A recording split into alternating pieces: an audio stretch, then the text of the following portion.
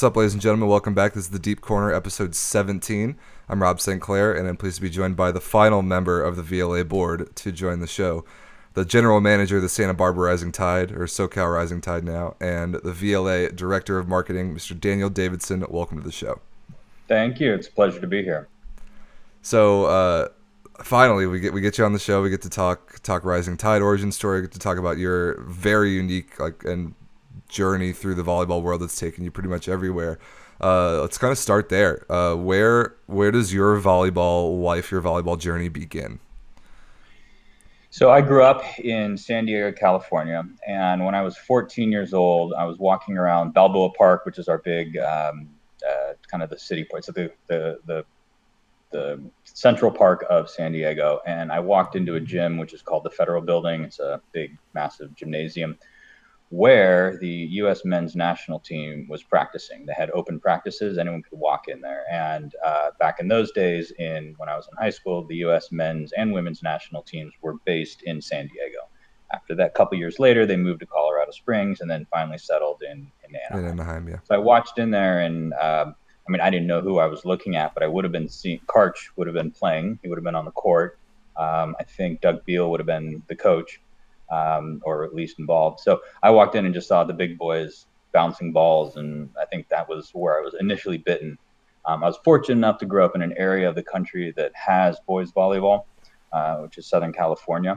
And there's been a lot of pockets of the U.S., Chicago is one, Florida, New York, that also kind of now support boys volleyball very strongly. So fortunate enough to do that. I don't know, just drawn to, I'm 5'10". In retrospect, like volleyball was a very bad choice. Like but I think I was just always drawn to the intensity of teamwork that is required on it.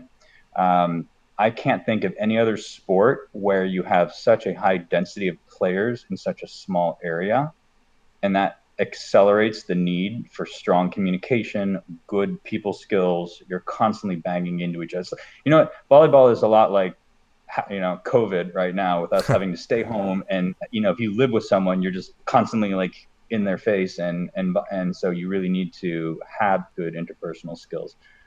So I was kind of drawn to it for a number of reasons. I played club in college. Went on to coach, being a volunteer assistant coach for men's and women's Division I and Division III. I coached professionally in Europe for a pro team in Denmark and a pro team in Switzerland. And then that's the playing or coaching years.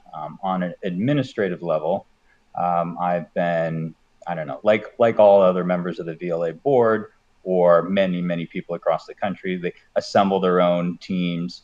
Back when PVL was founded, that's when the Rising Tide got its initial kind of start. Yep. So I was involved with, I did found the Rising Tide and then ran that for years up through the present, which we can get into.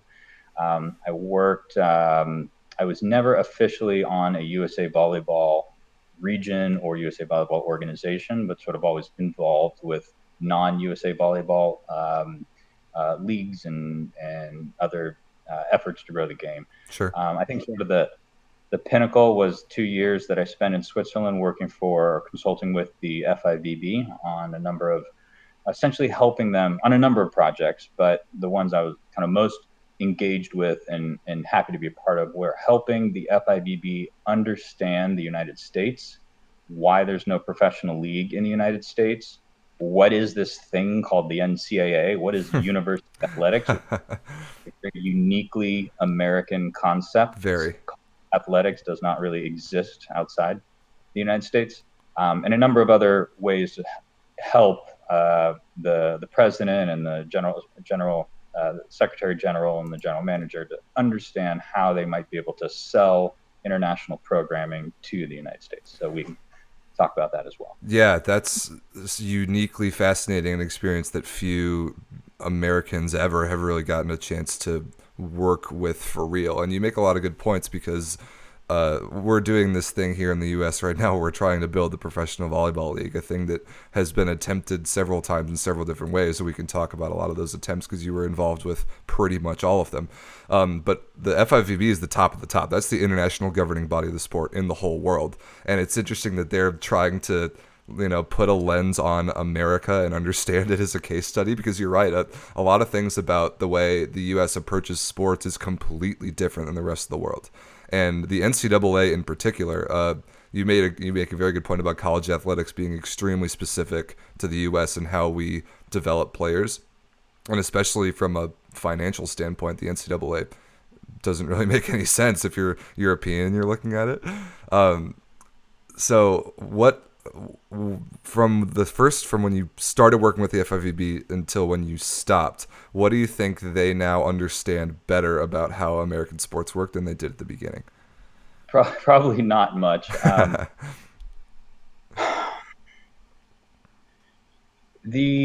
So let's just talk maybe about how the United States is super unique when it comes to professional sports, because there is no other country like it. Yeah. And why is because the US, we have such a cluttered landscape for professional sports. It's true. We have the NBA, the MLB, the NFL, on a little bit lower of a level, the NHL, MLS, which is a lower other than that, but it is still a professional sport. Oh, wait, we're not done. You have NCAA basketball and you have NCAA football. Those are 7 big leagues that are very well developed, billion-dollar leagues. I throw the PGA Tour in there too.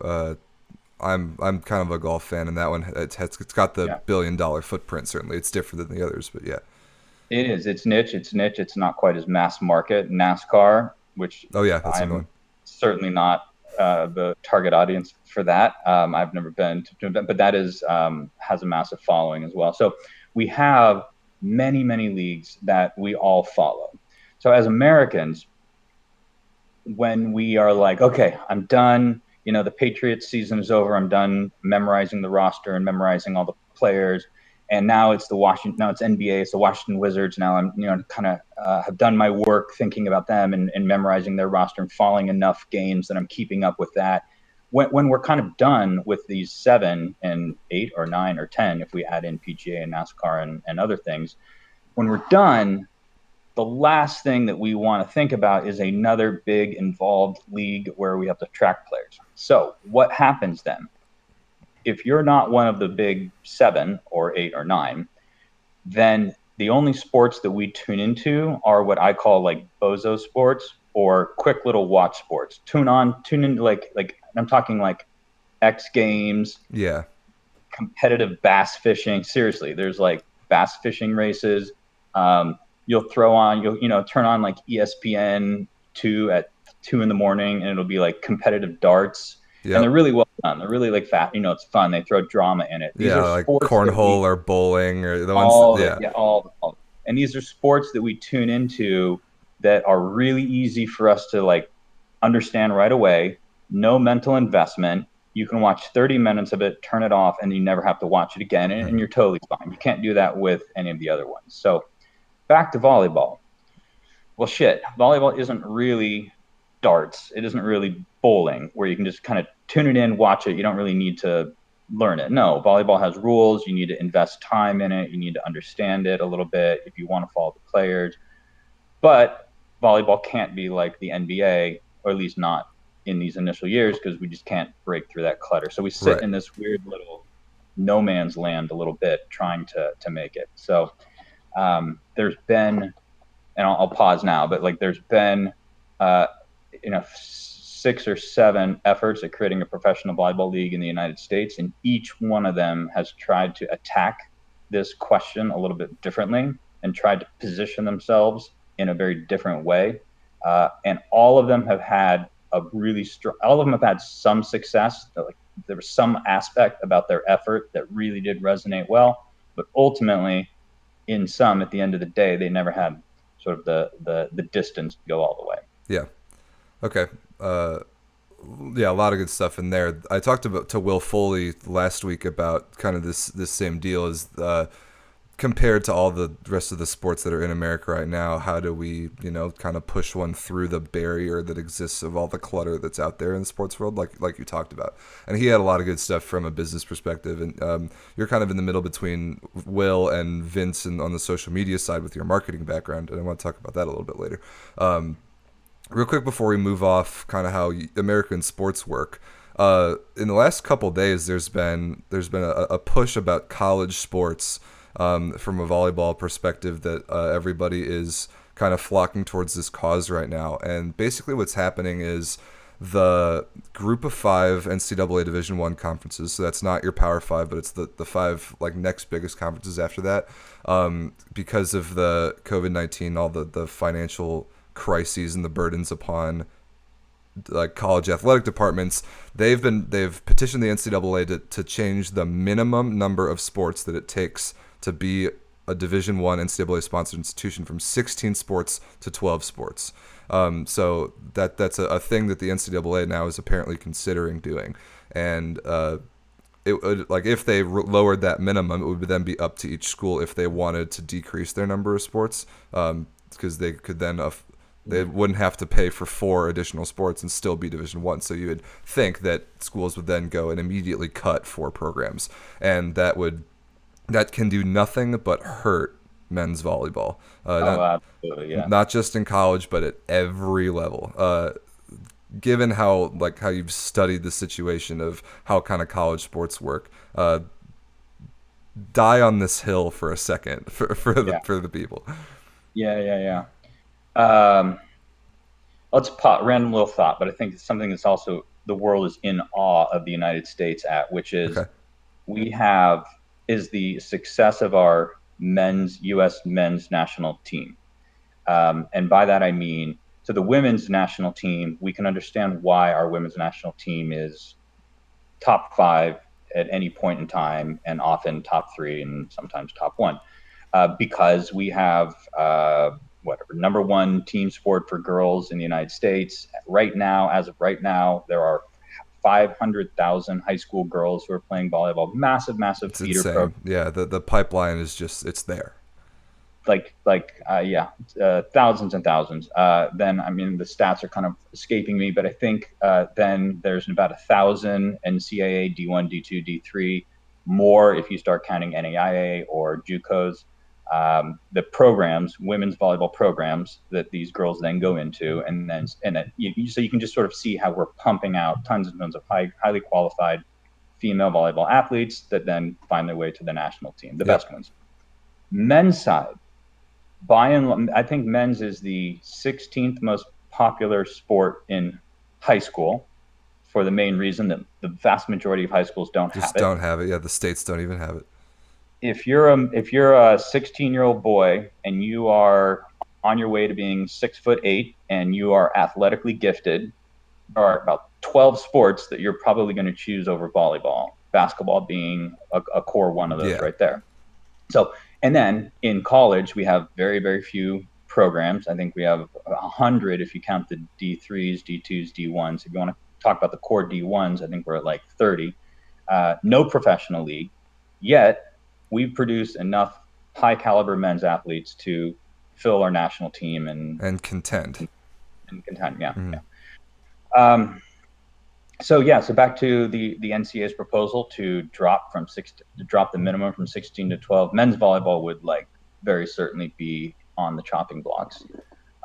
At the schools that have worked so hard to make it exist, man, building programs, creating a men's volleyball program is so difficult, and removing it is that fast. And so much of the work that the sport has done could go away with the snap of a fingers if this goes through, and I'm really worried about it. It is. I was in high school when San Diego State had a men's volleyball program, and a very good one. They were MPSF, and they were top half of the MPSF, and then just like that, they were gone, and all those athletes had no scholarships cut. They even lost their eligibility. It's not like the NCAA gave them another year of eligibility the year their program got cut. So, yeah, it would be on the chopping blocks.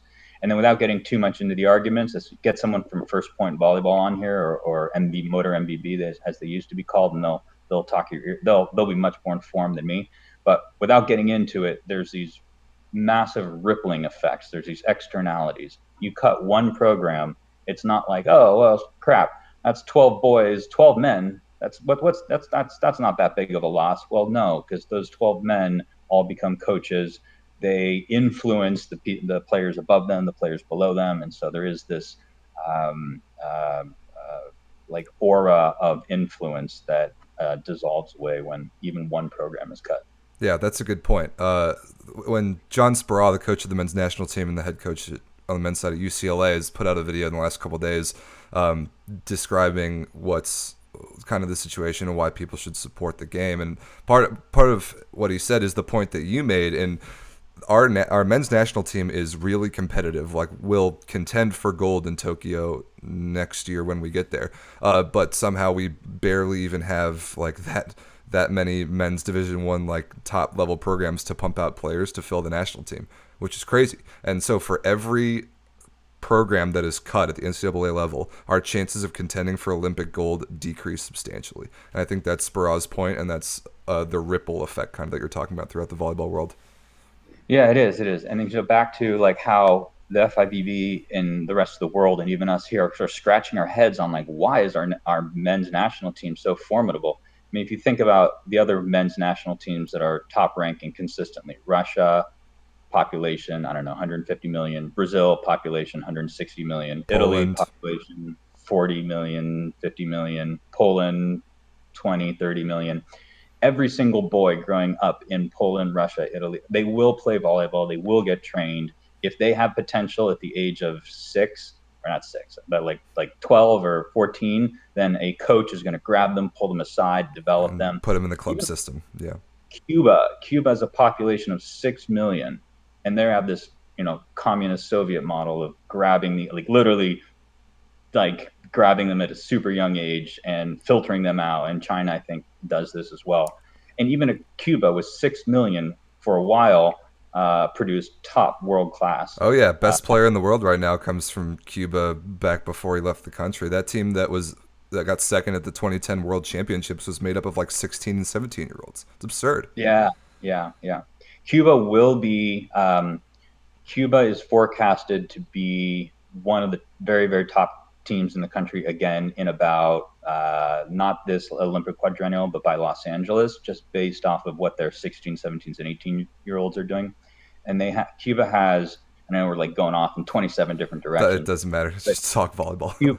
Cuba used to have this very draconian policy towards defectors. So if Wilfredo Leon or any of those guys said, I don't want to play pro in Cuba, I'm going to go to Poland and play pro, then Cuba was like, fine, Like, you're you gone. don't even think about coming back Right. home. And does it with the women's as well, which is why both programs just sort of were top notch in the 80s and 90s, and then dropped to like not even on the map. They've now since, I think, relaxed that, so They they're now have. allowing They're now allowing their top players to play pro and then still come back home and compete for their national team. And Yeah, so, Robert Landy Simone is the best example that I can think of. He was a middle on that 2010 team that is I don't know, top 3 in the world and has played all over the world in the pro leagues, and they have since let him come back and play for Cuba again. yeah, cool, very cool. Um, Yeah, so NCAA, we'll see. I mean, on one hand, the NCAA, we can talk about the NCAA. They're not a for-profit organization, right? They're here to create good and create enriching experiences for college athletes. All right, that is their mission. But at the end of it, even though they are a nonprofit, they are still bound by the rules of finance. Totally. And if they if the money coming in is less than the money going out, then they will go bankrupt. Nonprofits can do it. So I don't know. We're living in a world of finite resources, and they need to make very tough decisions, as do corporations and any other organization, about how to ensure the longevity of it. John Speraw, I saw the video as well. He mentioned briefly that he's convinced that there are other ways that the NCAA could rebound and not set this new minimum. And I don't know. I would love to hear more about what those are. Yeah, me too. I think everybody involved in the sport would like for any of those solutions to present themselves over cutting sports. I think Yeah, everybody would prefer any alternative to that. yeah, All yeah. right, so let's switch gears. Let's talk about Rising Tide. So in as part of one of maybe the first real recent effort at professional men's volleyball in the U.S. I've talked about the PVL with a handful of the other guys that I've had on the show because a lot of them that are on the board for VLA now that are still with their teams were building those teams back in the PVL days. And you with the Rising Tide is no exception. So when I had Tim Faulkner on the show talking about the Icemen, he talked about how they were a bunch of Chicago guys, but they were associated with the Iowa region of USAV because you could only have one per region. And that was kind of the same story with the Rising Tide. So tell us where the team was born, why it wasn't associated with SoCal initially, and kind of who your Hmm. players were, and then the timeline from there since then. Yeah. So I was living in Washington, D.C. at the time. So the region of the Washington, D.C. is called the Chesapeake region, which is essentially the Chesapeake Bay, which is Baltimore, Washington, D.C., Northern Virginia, and that sort of like metropolitan area. So that was the region in which I was there. So I founded the Chesapeake Rising Tide. The Rising Tide was to the name was intended to play off of the region that it came from because everyone back then was your region's name and then your team name. So it Right. was Hoosier Pineapple, Arizona Sizzle back in the day. So I had to play off of the Bay, and then I sort of liked the euphony of Rising Tide coming off the tongue. There's also a famous quote by John F. Kennedy, and actually he usurped it from some lesser known author, which is a rising tide lifts all boats. So I sort of enjoyed that or intended for the team to have some of these positive externalities and augment or galvanize volleyball within the Washington D.C. area, where I had been for 10 years and was connected and had a part of that Mm-hmm. community. Rising Tide, by the way, my favorite team name in the VLA for sure. Oh, I just love it. It's awesome. thank you. Yeah, I like Iceman too. I Yeah, think because it's regional, it like plays off the fact that it's where cold. they is cold, right? And then Sizzle, I liked too because it played off of the fact that Because where it's they came hot. is the opposite of it. Yeah, yeah, yeah. So the team competed for PVL lasted for 5 years. We came about in PVL's third year, so we did the 3 years with the PVL. Participated in another sports league for 3 years until the VLA has come about, which is where we now are. Very, we can get into the VLA in a while, but it is sort of this uh, frustrating or aggravating effort for us in the sense that we like have done this work and we secured some cool partners and sponsors all ready for this big splash of a year. Like, can't wait to show everybody our new pretty dress, the VLA. And then, of course, with COVID, the rug has been pulled out from underneath us, Yes, as yes, it has. everybody else. Yeah, and other organizations have had an even bigger rug pulled out from them. So we really cannot complain. We're not losing money. We haven't put down tens of thousands or millions of dollars on events that are getting canceled the way that other organizations are. But so that's sort of this like womp womp kind of finish. But we intend to persist. Yeah, yes, we do. So whenever we get back on the floor and play some volleyball, who can we expect to see suiting up for the Rising Tide? Because it was kind of Mm-hmm. built on, as I recall, like those early PVL years. The core of it was from that 2011 UC Santa Barbara team that ran to the national championship match in college, which was very memorable. I will never forget watching that team and their run, and then Mm-hmm. playing Ohio State in the final. So a lot of those guys like Vince Devaney, Cullen Irons, Santa Barbara guys like that kind of made up the core back then. Ian Satterfield. And now I'm not totally sure who to expect to be suiting up for the Rising Tide. Other than I had Matt August on the show, so I know Sure. he's going to be playing some ball for you guys. But you're still the GM. You've been kind of working behind the scenes trying to build the squad. Who can we expect? Mm-hmm. So the rising tide in the PVL years, we had sort of a regional team. We had 15 to 20 people regionally that practiced once or twice a week and then competed in tournaments up and down the East Coast. The best of those were combined with players that I would look nationwide as it came to nationals. Nationals is like super competitive, Oh and yeah. obviously, yeah, and PBL Nationals was super uber competitive, and so I sort of had this debate, which is, do I look nationwide and grab the biggest and best, and will do really well, but then I sort of lose connection with the Washington D.C. area, or do I go with just DC players, or do I do a hybrid? And so I did my best to do a hybrid. The players that you often saw on the court were some of these Santa Barbara guys. There were Washington D.C. players, area players as well. They weren't some of them, and some of them were on the court, and some of them were not. But yeah, Vinny Devaney was a character. He was our setter, and he was the setter for UC Santa Barbara when they played Ohio State in the finals, and so on. And I think if he wasn't surrounded by such other talent, he himself would have been All American. So I think him on Oh, any other he was team so would have been good. All American. But when you have like Jeff Menzel and Cullen Irons and all these other people around you, like no one sees you. He's a little 6'2" setter. He he had a bad. I saw him have a bad set once, just to see what it felt like. That's how good this guy. He was. He was pretty. So then, anyway, in the final years of the PVO Rising Tide, I was on the cusp of making it entirely Chesapeake focused, and let's just grab a team, train hard, the way that Legion does, Yeah. and Iceman too. Iceman's a little easier because they come from a city, Chicago, where there's very strong players, Loyola Yep. graduates, Lewis graduates. There's a lot of other MIVA schools where people settle in Chicago after graduating. So he's kind of a special lucky batch. I love and am in awe of Chris Hosley's Legion team because he's always done this. He's taken his core group that he's grown up with and played with, and they all play together and all year round, and he keeps that group. He doesn't kind of go nationwide and grab and poach these ringers from wherever in the world. He keeps it to his like under his flag, and does very well with it, and competes very highly in finals and all that. So that was what my intent was on the very last year of PVL.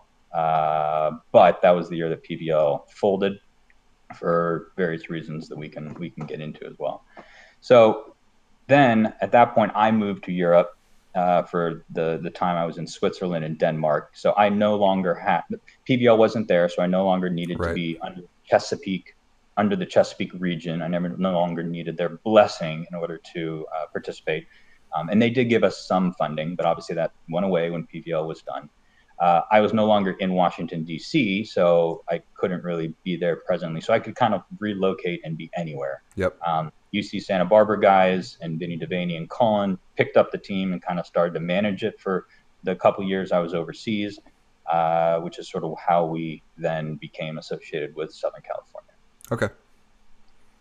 So any of those old Santa Barbara core, can we expect to see any of them on the floor this summer whenever we're able to get back out there, or is it going to be kind of all a bunch of younger SoCal guys, or a little mix of the two, or who's on your roster Yeah, approximately? so I mean, right now everything's up in the air because we don't know what events that we'll be participating at.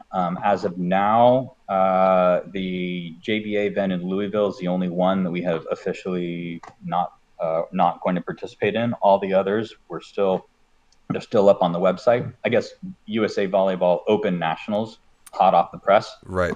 is officially canceled. Yeah, that's as of last night.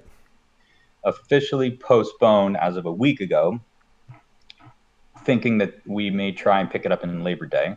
But then I think as of a day ago, after them receiving feedback on what teams would be interested in not, it is now canceled. That's correct.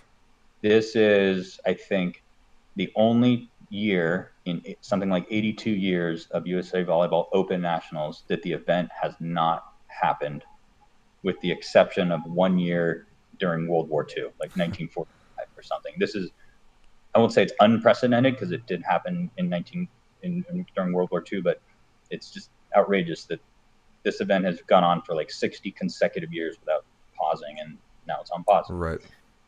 So the VLA won't be participating in that. We are hoping and optimistic that we'll target boys Junior Olympics, which is in Reno, Nevada on the 4th of July weekend. So getting to your question, who can we expect to see on the Rising Tide roster? Vinny, sadly, is, I think, retired from volleyball. Colin is still coaching at Oklahoma, I believe. So he'll get an invite. I don't know. College coaches are They're a tough one. They're busy. They're tough. They're not in control of their schedule. There's summer camps that they have to pay attention to. Colin's not 18 anymore. He's 28, so you can't just like show up on a volleyball court and be in the top shape of your life. Like you gotta. He's probably not even 28. He's probably only like 33. So he's got to like get into it. But I would love to have him back on the court. The Matt August. So who will we see on the court? Ryan Windich is our coach, and so he's sort of headed up our recruiting efforts. You can look at the website and see some of the names that he's brought on. Andrew Sato, Ryan Radira, who's played with us in the past, super awesome guy. He's running his own. He's running most of the social media for the Rising Tide, and is very involved with this Huntington Beach stuff. Yeah, I'm going to get him on the show next. I have a lot of media to talk to Radira about. That's going to be fun. Yeah, he'd be a good one for you. Let's see. I'm going to bring up the roster real quick. Yeah, I know Joe Bortak's on there. He's not a SoCal guy, but a guy that's played in the league the last couple of years, and will lock down that middle spot. So him and August will be monsters there. Saw Madison Hayden from Stanford on the left. Bjarne Hus, the European from Long Beach State's team a couple years ago. Right. Taylor Hammond. Yep. I haven't met these guys personally, which is why the names are not quite coming to me as quickly as I would like. But they are all Windich sort of like vetted them, and we've spoken, and on paper they're all outstanding. So I think the key with these post-collegiate players is, are you plug and play? And I think that's why women PVL, and if ever there's a women's league starting in the U.S., it's sort of harder to take women, throw them onto a court together, and then they gel and they hit it off and they go. Women, I've always kind of come up through a system where there were 27 coaches telling them exactly how to play together and all that stuff. The men are a little bit more like, coach yourself, you're on your own. Yeah, throw it on there and we'll figure it out. Yeah, and I think they're a lot more direct with communication, so that accelerates the curve for them becoming a team. Nonetheless, like how these players are going to get thrown onto a court together, only kind of having met each other in Reno. So key question will be like, are they plug and play? Can they like figure this stuff out real fast? Cool. Yeah, whenever we get back on the floor, I am fascinated by that exact question. Like, how fast can a team that doesn't know each other very well, in some cases having met during warm-ups, how fast can they look like a team on the court and start to make something that's competitive? Because I've talked to a couple guys on the show so far about volleyball kind of being a universal language, and when you know how to play, you know how to play, and you can just get out on the floor and do your thing, and it works internationally across all language barriers. But there is obviously a benefit to have practicing together and knowing each other and training, and that can save you a point or two here and there, and that can be a match. So that will be a fun thing to watch develop for the Rising Tide for sure. Yeah. And you have to kind of be like a trained coach. You have to have like the trained eye to see these little miscommunications happening. It's little things like, it's a scrambled play, and the setter goes up and wants to run the middle, but the middle took the play off. He was too slow. He couldn't transition off, and he couldn't be up and be present. And it's that little thing, like if you had played together a long time, you would know this middle is not going to be available on a scrappy broken play in a long rally. Or this is a middle that hustles and he's quick and he'll always be available and always be an option. And conversely, the middle knowing that the setter wants him there and that he needs to get up and be an option. Yeah. Yeah. Or like back to Vinny Devaney, his whole thing was he could run the middle no matter where he was on the court. So he could be beyond the attack line. He could be 3 meters off the net, and he could just spin around, and the middle would be on a 31 or a one, whatever, and he could like shoot it to that middle. So if you've never played with Vinny Devaney and you're a middle, and the pass takes you to the 10-foot line, you as the middle be like, I'm not really going to jump, or I'll jump, and I'm not really expecting the ball, and that's where these like that would be a failure on the plug and play model. Right. And that's why I think the Rising Tide had success in the past, and who knows if we'll have it going forward, is because it was all a lot of them were UC Santa Barbara guys, and they played together, and they sort of knew Vinny's going to set you no matter where he is on the court. He could be like bleeding in the corner, 30 feet over there. He he'll will still Oh yeah, he'll gun it over there. deliver some nectar to you. Yeah. All right, so let's talk about VLA. We've touched on a lot of your background and your involvement in the development of professional men's volleyball in the U.S. And like you said, there have been several attempts at it, all of which have gotten something right, some component of the success story right, but eventually most of them just kind of ran out of legs, or like there was a one weakness that each of them had that they just couldn't get past. And so you have a unique perspective on this because you consulted for the FIVB on how American sports work. Plus, you've kind of bounced back and forth between being some kind of volleyball professional and then just being in the corporate world, like where you are right now. So you've got a lot of experience to draw on for this question. So now that you have seen all this, what we're trying to do here in the VLA, what makes this one different? So I won't say the most successful efforts, but definitely the longest running efforts at professional volleyball leagues historically have been ones that started slow and sustainable. At the risk of oversimplification, all volleyball efforts have either been big, huge fireworks splashes, raise millions of capital, TV deals, big salaries to big players, big events, or let's start slow and sustainable. We will never operate at a loss. We'll never begin with debt. And and the idea is that every year we increment. And so that was like the PVL's sort of approach to it. And so we've emulated that a little bit in the sense that we have started in a manageable kind of way. And we anticipate growing from that. How are we different? I think our biggest difference is like we have, and this is actually never even realized this till you asked it. No other league has done this. We have really successfully tapped into the juniors tournaments. Yeah. The largest volleyball event in the world, 221 countries are registered with the FIVB. So that's 221 countries holding volleyball events. You know what the largest volleyball event in the world, including like Olympics, whatever, is AAU in Orlando, 75,000 participants.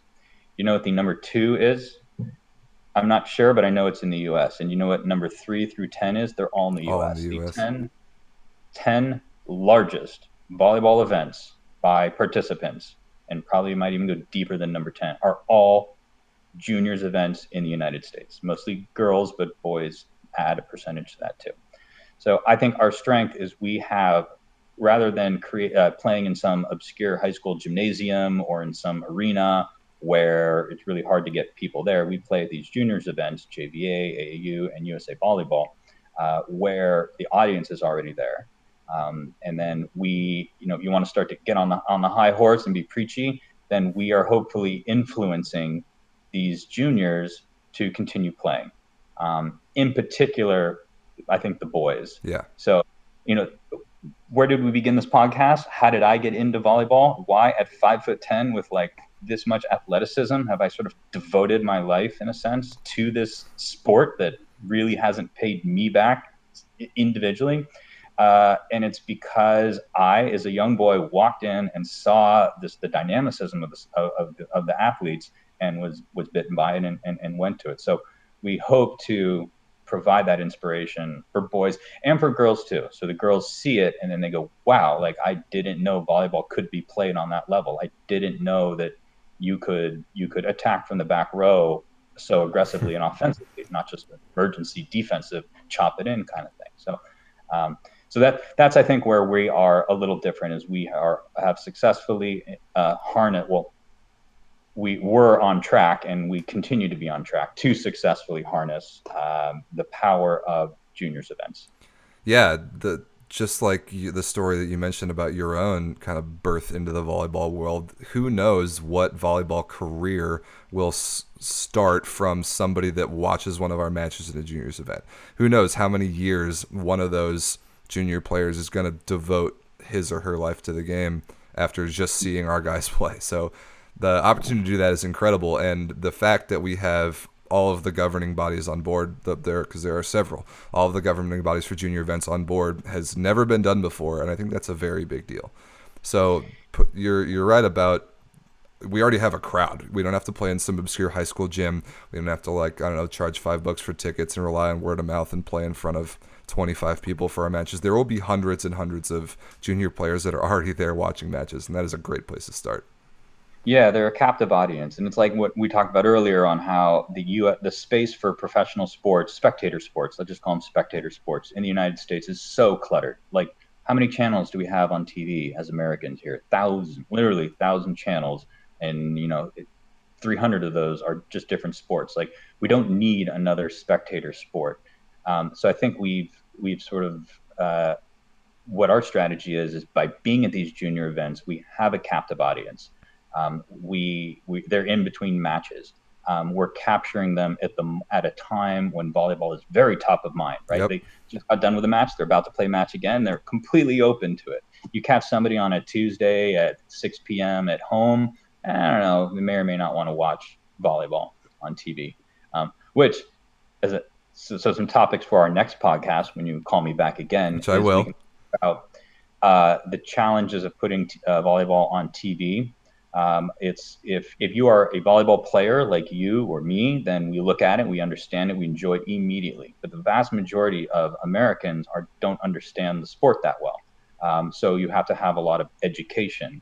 If you make me watch chess, I will be so bored. I don't play chess. I don't know anything about it, and I'll turn off it and I'll turn the channel on in 15 seconds. But if you educate me on chess and you say, "Oh, this move is called the Russian pulverizer move, and then here's what he's trying to do, and then here's the strategy here," and you educate me, now I look at chess, I'm like, wow, that's fascinating.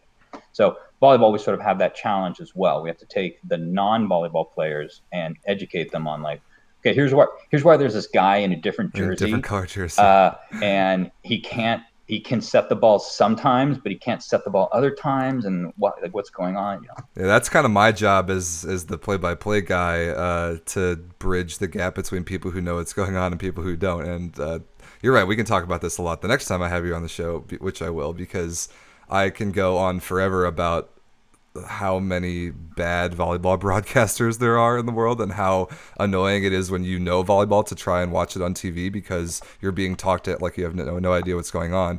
But like when I try and do it, I sometimes can go over the non-educated viewers' heads because it's hard. Like, volleyball's technical and it's fast, and I only have so much time to explain what's going on. But yeah, trying to engage the non-seasoned volleyball viewer is a huge thing for us, and I think we have the advantage that the sport is so fast and dynamic that you can kind of get hooked on it just by the size and the athleticism and the speed of the players, especially if you see it in person. I think you can get hooked pretty easily, even if you don't know what's going on, which we have working to our benefit. Hey, Rob, the audio just went down, so I can see you, but I can't hear you. It sounds like you can hear me. I can. Whoops. Yeah, I think it's still capturing on my side. I can still hear you. So hopefully this recorded. We'll double check, and I'll make sure after this is all over. So you can't hear me right now at all? Yeah, so I can't hear you. Sounds like you can hear me. So I don't know if something happened with your mic or on my end. Do you want to wrap it up on your end right here, and then you can audit this later, or we could cancel out and come back in again? That will be good. We can wrap it up right about here. We're about at time. Wrap it up? Mm-hmm. Okay. Yep. So we can wrap it up here, and we'll get you back on the show later on. We have a lot more volleyball to talk about. So thanks everyone for listening. Sorry for the little glitches at the end. Thanks Dan for joining us, and we'll see you all next time. All right. Well, thank you for having me on the show. I feel like we really only scratched the surface on everything we talked about, from the Rising Tide to the BLA to pro leagues to volleyball as a community and our strategy. So would love to have the opportunity to come back again. And thanks for having me. Cool. Yep. We'll make it happen. See you. Thanks, Dan.